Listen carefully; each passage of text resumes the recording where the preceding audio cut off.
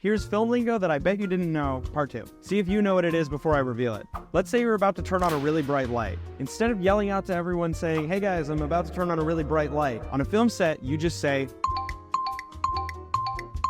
"Striking." But I always thought this one was kind of stupid, because if you just scream out, "Striking," everyone's first reaction is going to be to look in your direction and get blinded in the process. I can almost guarantee that you guys have heard of ambient sound before, but when you're recording it on a film set, it's called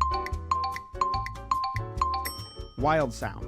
Wild sound is just all the audio recorded without any visuals to go along with it. And typically it's just ambient noise captured to put in the scene later. Now let's say you're doing sound design in the edit and you need to recreate some footsteps or other sounds. You might think that's also called wild sound, but it's actually different and called Foley.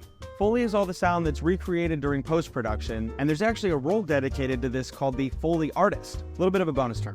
This next one's tricky. Now let's say the audio guy tells everyone on set to be quiet because he needs to get ambient sounds of the room. That might also sound like wild sound, but it's actually a different term called room tone.